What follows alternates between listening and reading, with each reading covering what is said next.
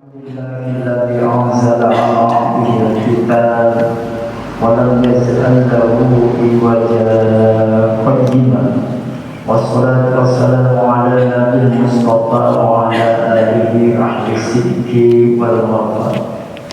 وقال الله تعالى في القرآن العظيم: أعوذ بالله من الشيطان الرجيم. إنما يؤمن بآياتنا الذين إذا ذكروا بها خروا سجدا وسبحوا بحمد ربهم وهم لا يستكبرون. Surah As-Sajdah ayat 15 yang akan menjadi topik bahasan sampai ayat 17. Wallahu a'lam bishawab.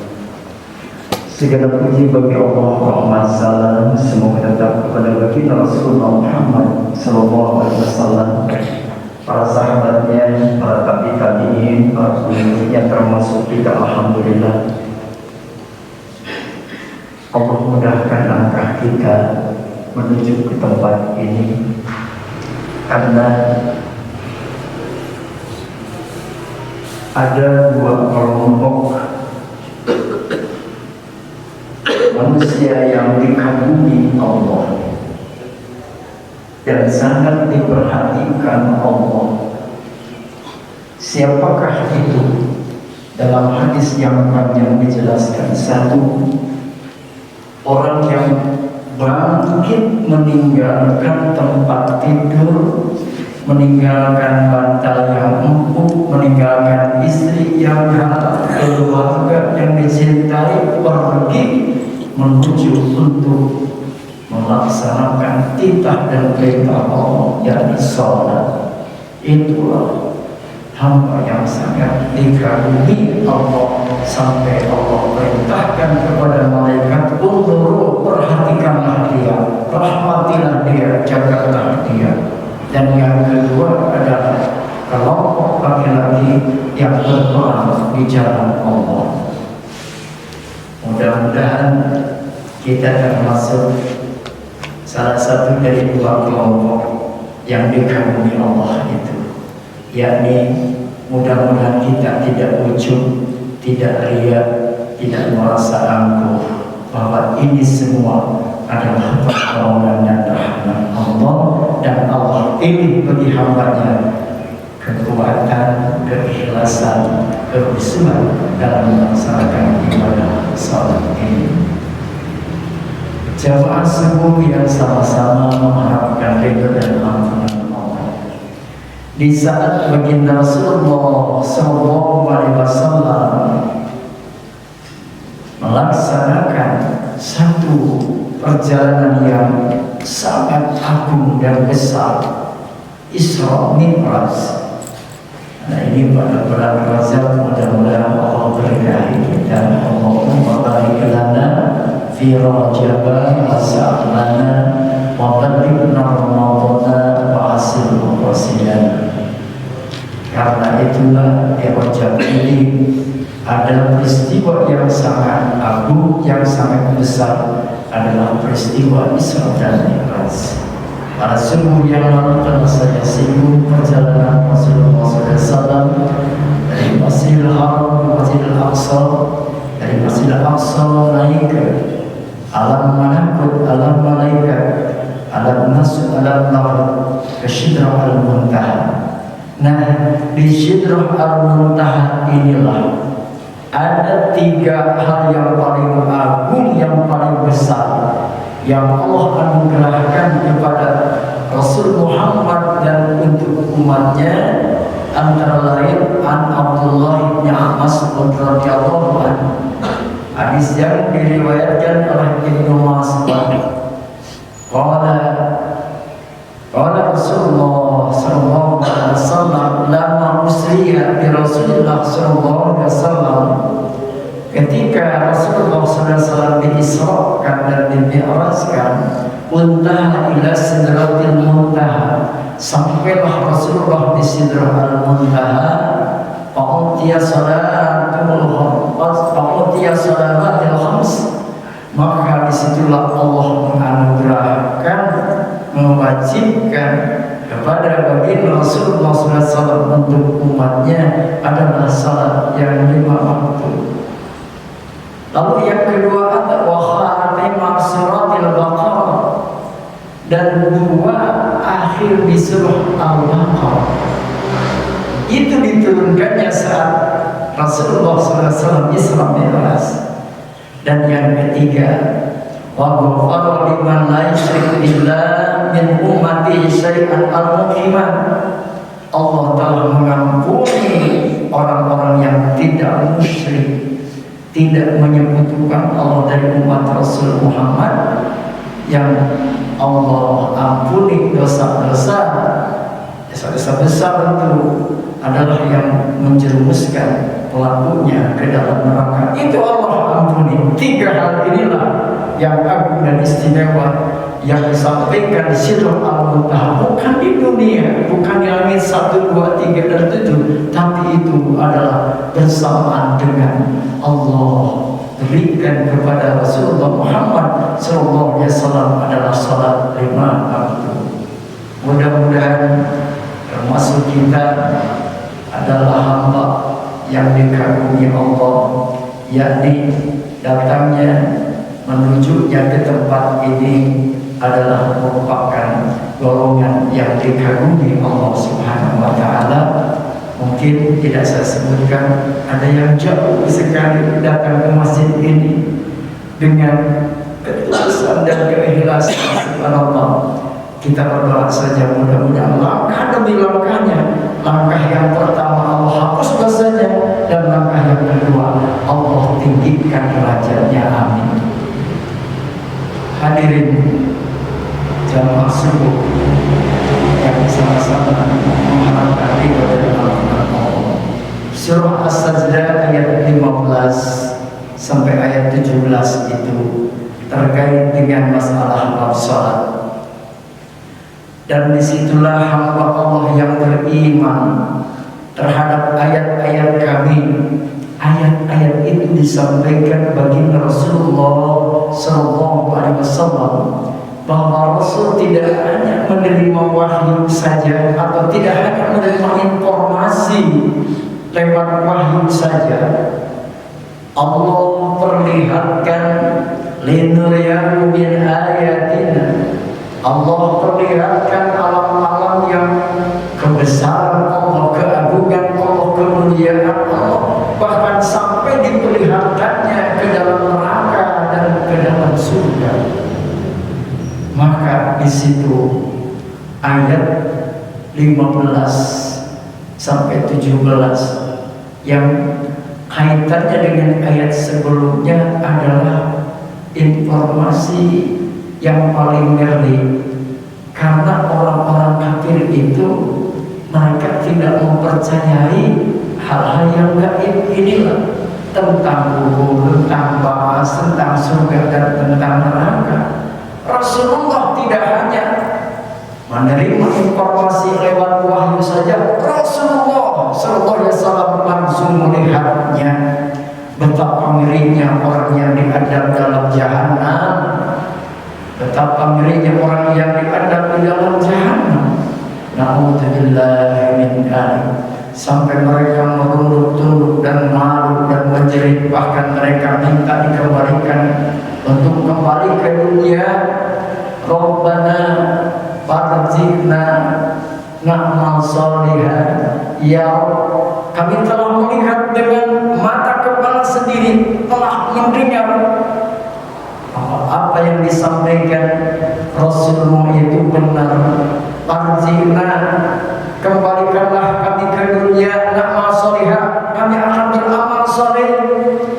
Ini hadirin, bahwa pengakuan lisan sesuatu penyesalan yang tiada tara. Karena itulah Islam merupakan agama rahmatan lil alamin. Bahkan Islam tidak dipaksa-paksakan untuk beriman, karena iman yang diterima Allah adalah iman ikhtiyariyun, bukan iman makruhun. Bukan iman yang dipaksa-paksa, tapi iman ikhtiyariyun yang merupakan kreatif dari relung-relung hati yang dalam, kesadaran orang itu menggunakan akal dan pikiran dan hatinya sampai mengimani Allah dan Rasulnya. Karena itulah subhanallah, hanya orang-orang pilihan yang Allah titipkan kepadanya iman. Karena itulah iman yang Allah anugerahkan kepada kita, maka ini yang harus kita jaga. Salah satunya iman kepada Allah dan Rasulnya, plus iman kepada apa yang dibawa Rasulullah SAW. Wabil khusus Rasul menjelaskan tentang perjalanan Isra dan Mi'rajnya. Dalam Jahannam Rasulullah diperlihatkan ada yang disebut dengan Sahibul Huzni. Siapakah itu? Ini terkait ada orang yang suka mutil dalam perjalanan ibadah haji, mutil barang orang. Orang lagi duduk, lagi sholat, barangnya itu diambil. Itu Pak, segede itulah dosanya, baru ngambil barang segitu. Sampai diperlihatkan ada orang dalam jahanam itu menarik-narik ususnya. Kalau badannya segede badan kita sendiri ini, ususnya segede mobil, segede kendaraan, dia tarik-tarik dengan terengah-engah, menjerit-jerit. Sampai Rasul bertanya kepada malaikat, siapakah itu malaikat? Itulah Sahibul Huzni. Apakah itu? Orang yang suka muncul perkaranya dalam waktu di dunia itu dia mengambil barang-barang orang yang sedang melaksanakan ibadah. Baru segitu, apalagi mengambil barang-barang rakyat, barang-barang umat, barang-barang bangsa. Naudzubillah, segede rumahan dosanya. Subhanallah. Hadirin, Allah Subhanahu wa ta'ala memberi balasan setelah menjelaskan adab dan keadaan bagi orang yang celaka. Maka Allah menjelaskan dalam surah As-Sajdah ini, innama yu'minu bi ayatina alladziina idza dzukiru biha kharru sujada. Sesungguhnya orang-orang yang beriman kepada ayat-ayat Kami, ketika diingatkan dengan Al-Quran, inilah termasuk ayat sajdah dalam surah As-Sajdah ini, maka kita dianjurkan untuk sujud. Baik sujud dalam sholat pun demikian sujud di luar sholat. Memang kenapa subhanallah Rasulullah SAW menyampaikan aqrabu ma yakunul 'abdu min rabbih, sedekat-dekatnya hamba Allah dengan Allahnya. Yang dia lakukan adalah bahwa sajidun, saat sedang sujud. Karena itulah baksiru minad doa, perbanyaklah doa ketika sujud. Baik sujud akhir dalam sholat atau sujud tilawah ketika kita membaca ayat-ayat Quran. Karena tidak ada hal yang bisa menghalangi kedekatan hambanya dengan Allah. Itulah saat dia sedang sujud, maka dia itu bertasbih, memuji Allah. Subhanakallahumma bihamdika Allahumma firli, subhanakallahumma wa bihamdika Allahumma firli. Bukan hanya subhanarabbiyal a'la saja, bukan hanya subhanarabbiyal azim saja, tapi itulah yang dibaca bagi Rasulullah SAW saat mendekati wafatnya. Subhanakallahumma wa bihamdika Allahumma firli. Maha suci Engkau ya Allah, segala puji bagi Engkau ya Allah, ampunlah dosa kami ya Allah. Itulah, karena itulah Rasul mengatakan aqrabu ma yakunu min rabbih wa huwa sajidun faksiru minad doa, perbanyaklah doa ketika sedang sujud, wabil khusus di sujud akhir. Subhanallah. Mu'ad bin Jabal, dia adalah sahabat kental yang paling dekat dengan baginda Rasulullah. Kuntu ma'an Nabi sallallahu alaihi wasallam fi safarin fa asbahat yawman qariban minhu. Pada pagi-pagi itu dalam perjalanan menuju ke perang Tabuk, karena dalam bulan Rajab itu satu terjadi Isra Mi'raj dan yang kedua peristiwa perang Tabuk. Maka dia berjalan berboncengan dengan baginda Rasulullah. Wa nahnu nasiru qaqtu Ya Rasulullah, wahai Rasul, saking dekatnya Mu'adz bin Jabal termasuk ulama yang dekat dengan Rasul. Akhirnya di amal jannah, kabarkanlah, jelaskanlah untukku wahai Rasul, satu amal yang bisa memasukkan aku ke surga, wa yuwa'idu 'anil nar, dan yang menjauhkan aku dari neraka. Qala laqad sa'altani 'an 'ali, wahai Mu'adz, engkau telah meminta kepadaku sesuatu yang agung, sesuatu yang mulia. Wa innahu la yasiru 'ala ma yasullah, sebab sesuatu itu akan Allah mudahkan kepada orang yang Allah kehendaki. Apakah itu? Ta'budullaha wa la tusyriku bihi syai'an. Yang pertama, sembahlah Allah dan janganlah pernah menyekutukan. Itulah pesan Rasul kepada Mu'adz sedang boncengan di pagi hari akan berjalan menuju ke perantauan. Tapi yang kedua, watuqimus shalah, dirikanlah salat. Tutiyaz zakat, tunaikanlah zakat. Watasum Ramadan, kerjakanlah saum di bulan Ramadan. Watahujjul bait, dan laksanakanlah ibadah haji. Semakala kemudian Rasulullah lanjutkan, ala adulluka ala abadil hayat, maukah aku tunjukkan pintu-pintu kebaikan? Mana ya Rasulullah? Karena wahai Rasul, apakah itu? As-shawmu jannatun, saum itu adalah benteng. Subhanallah. Was-shadaqatu tudhhiru al-batil, bahwa sedekah itu akan menghapus kesalahanmu. Kama yuti'ul ma'un nas, bagaimana seperti air memadamkan api. As-salat rajul min jawfil lail, dan salatnya laki-laki di tengah malam.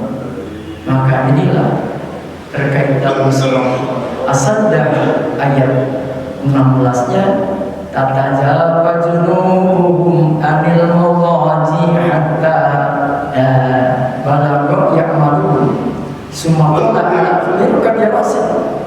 Ini ayat 16 ini. Itulah hamba Allah yang dikagumi Allah tadi. Dia bangkit bangun meninggalkan kasur yang empuk, meninggalkan istri yang dekatnya, keluarga yang dicintainya, demi menuju cintanya kepada Allah, untuk bangun sholat dan bersujud mohon kepada-Nya. Subhanallah. Maka Allah nyatakan malaikat, wahai malaikat, perhatikanlah dia, rahmati dia, jagalah dia. Itulah hadirin. Karena itu tadi saya sampaikan, ada dua orang yang dikagumi Allah. Salah satunya adalah orang yang berjalan bangun meninggalkan keluarga dan istrinya menuju untuk salat, untuk sholat. Dan yang kedua, untuk berperang di jalan Allah. Subhanallah. Lalu Rasul melanjutkan, ala ukhbiruka ya Rasul amri, maukah aku tunjukkan pokok-pokok dari segala urusan? Katakan wahai Rasul, apakah itu? Maka Rasulullah menyatakan, wa kulli wa umruhu wa amuduhu bi rasil amri kulli al-islam wa amuduhu. Adapun tiangnya adalah salat. Pada waktu salam yang akan puncak yang menjadi kemegahannya adalah jihad. Semakola al-abdul kemelah, maukah aku tunjukkan semua tulang-tulangnya itu? Apakah itu wahai Rasul? Pak Khodak lisan Rasulullah lalu menunjuk kepada lisannya. Qala kaffa alaika hada, tahanlah ini. Aku ya Nabi Allah, wa inna la muhaddad. Wahai Rasul, apakah kami akan diadab di mana takalmi dengan apa yang aku katakan? Faqala sakilatka ummuka ya Mu'adz, wahai Mu'adz, celakalah kamu akan kehilangan ibumu. Wa hal yakun nas binnar, tahukah kamu orang itu terseret masuk ke dalam jahanam itu kenapa apa? Ala hasad lisan, karena mereka adalah menyakiti manusia dengan lisan. Subhanallah. Tabaraka hadirin, diingatkan pula bahkan Sahal bin Abdullah mengingatkan bahwa innama khutibal khalqu anil usul wa musahadatil malakuti bi syai'ain, bahwasannya dua hal yang menghalangi manusia manusia sampainya kehadiran Allah. Dua hal yang bisa menghalangi sehingga tidak bisa menyaksikan kerajaan dan keagungan alam-alam makhluk, alam-alam langit.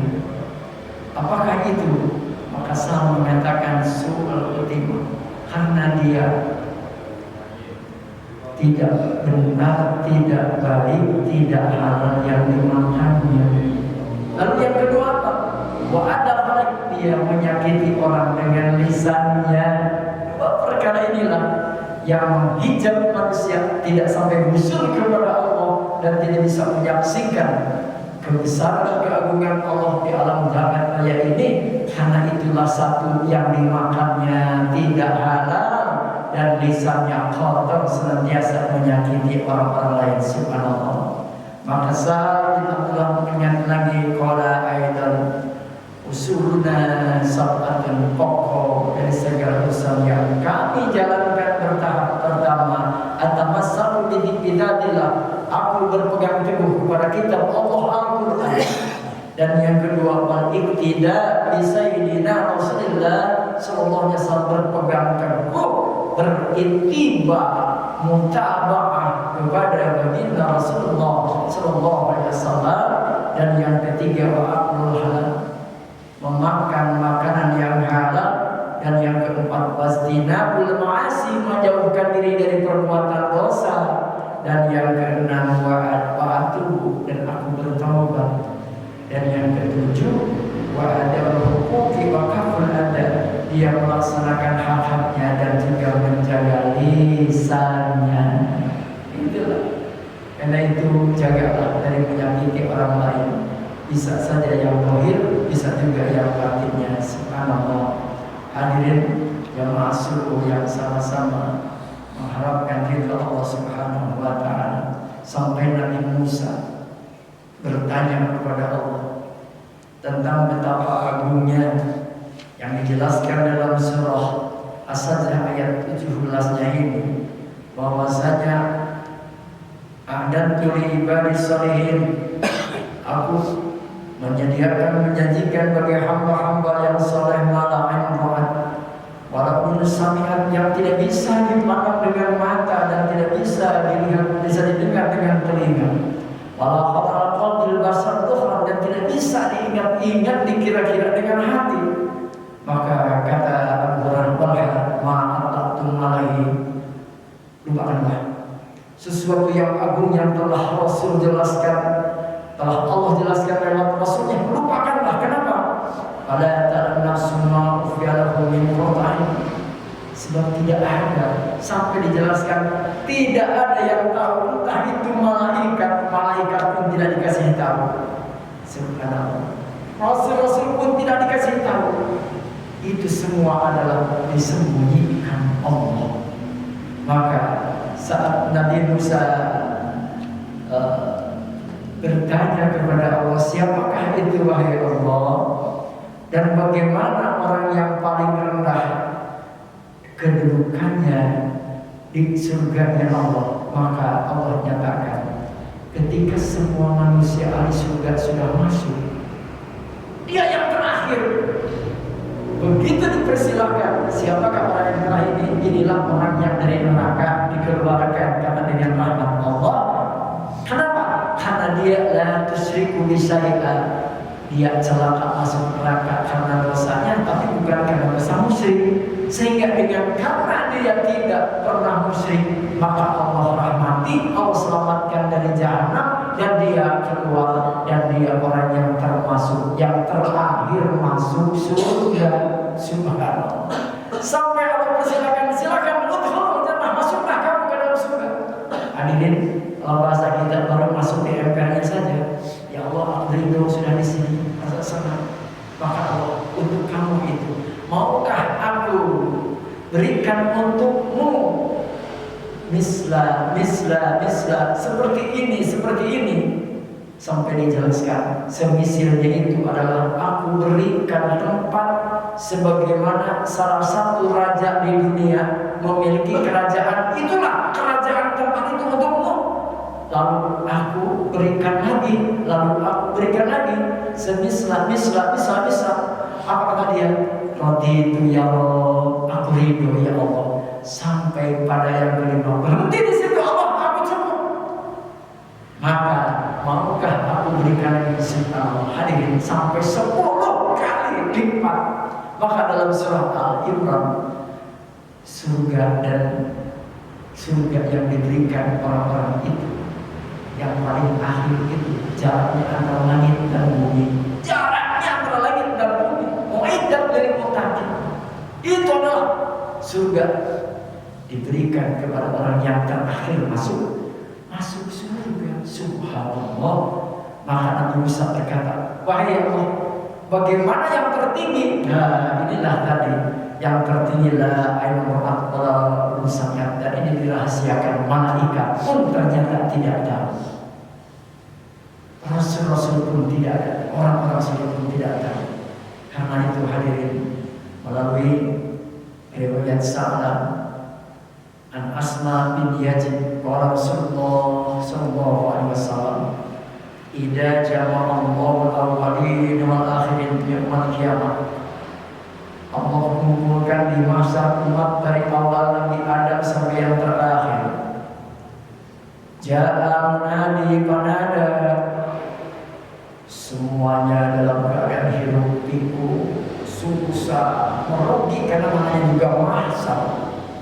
Ya. Di situ ada yang menyeru, nada munadi bisautin tasma'u malaik, yang mana suara itu menggema, seluruh makhluk bisa mendengarnya. Saya adalah ahlul jam'i yawman aula. Lalu suara itu mengatakan, adakah kalian yang tahu pada hari ini siapakah orang yang berhak lebih layak mendapatkan kehormatan dan perlindungan? Berkali-kali suara itu, siapakah orang yang berhak hari ini mendapatkan perlindungan dan kehormatan? Maka dikatakanlah di situ, waliyakum, hendaklah kalian berdiri. Disuruh berdiri. Liyakum alladzina kanat tatajabat junubuhum anil mawdaji. Maka dikatakan, berdirilah siapa orang-orang yang dia itu merenggangkan lambungnya waktu di dunia, dia bangkit untuk sujud kepada Rabb, kepada Allah. Lalu di situ hadir aliyakum, berdirilah orang-orang yang tahajud itu. Ternyata qalilun, sedikit sekali. Lalu pada dalam disuruhkan yang kedua kali, waliyakum, hendaklah berdiri alladzina kanu yahmadunallaha ala kulli halin. Berdirilah hamba-hamba Allah yang senantiasa memuji, bertasbih, memuji Allah, mengagungkan Allah bisirri wa alaniyah, bisyarah wal dharra, dalam keadaan sempit ataupun lega, dalam keadaan susah ataupun senang. Bangkitlah kalian. Ternyata walakin qalil yang berdiri pun sedikit, dan dua kelompok ini masuk surga tanpa dihisab. Orang lagi pada susah dan bingung. Coba Nabi berkumpul begini, kalau dipanggil lalu simpulan betapa bahagianya. Lalu bagaimana orang yang tertinggal selain dua kelompok? Itulah orang-orang summa yuhasabu sayyidun nas, dihisablah sebagaimana hisaban di hari masa. Ya Allah, dengan susah dan payah. Baiklah hadirin jemaah subuh yang sama-sama mengharapkan ridho dan ampunan Allah. Sampai di sini dulu. Betapa penghargaan Allah kepada hamba yang mulia Rasulullah sallallahu alaihi wasallam, yang menyampaikan pesan Allah kepada umatnya di saat Isra Mi'raj. Inilah 3 perkara yang Allah anugerahkan kepada Rasulullah. Pertama, salat yang 5 waktu. Yang kedua, Allah turunkan surah 2 ayat akhir surah Al-Baqarah, nanti akan jadi satu bahasan khusus. Dan yang ketiga, Allah ampuni orang-orang yang tidak menyekutukan Allah. Dan dua orang yang dikagumi Allah yang senantiasa perintahkan kepada malaikat. Siapakah itu? Orang yang bergegas Allah. Mudah-mudahan di pagi ini menjadi motivasi untuk kita menyimak penjelasan dengan ayat-ayat Allah tentang kaitannya dengan Isra Mi'raj Rasulullah sallallahu alaihi wasallam. Mudah-mudahan kita menjadi umatnya yang mendapatkan syafaat di yaumil qiyamah. Hamdan syakirin, hamdan na'am. Hamdan yuwafi ni'amahu wa yukafi mazid. Ya Rabbana lakal hamd kama yanbaghi li jalali wajhikal karim wa 'azimi sultanik. Allahumma barik lana fi Rajab wa Sa'ban. Wabalikna Ramadana wa hasil maqasidana ya Allah.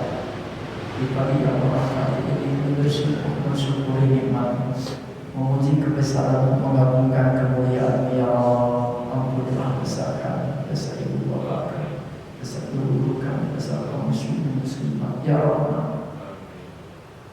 Kuatkanlah iman kami, istiqomahkanlah ibadah kami. Terimalah ibadah kami walaupun jauh daripada kesempurnaan, walaupun dengan hanya kekuatan kami, sekedarnya dengan ilmu yang kami miliki melaksanakan salat.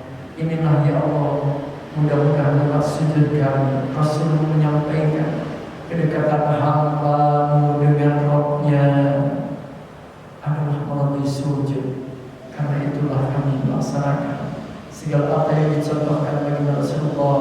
Kami mutaba'ah, mudah-mudahan ya Allah dengan wasilah melaksanakan segala titah dan perintahnya menjadi wasilah untuk mendapatkan ridha dan ampunan. Karena itu ya Allah, mudahkan urusan dunia kami, mudahkan urusan kami, perbaikilah hari-hari kami, umur kami yang Engkau anugerahkan selama ini ya Allah, untuk mengisinya dengan amal-amal saleh. Akhirilah ya Allah umur kami dengan husnul khatimah. Rabbana taqabbal minna innaka antas samiul alim wa tub alaina innaka antat tawwabur rahim. Rabbana atina fid dunya hasanah wa fil akhirati hasanah wa qina adzabannar. Sallallahu alaihi wa ala alihi wasallam. Subhana rabbika rabbil izzati amma yasifun. Salamun alal mursalin walhamdulillahi rabbil alamin. Assalamualaikum warahmatullahi wabarakatuh. Waalaikumsalam warahmatullahi wabarakatuh.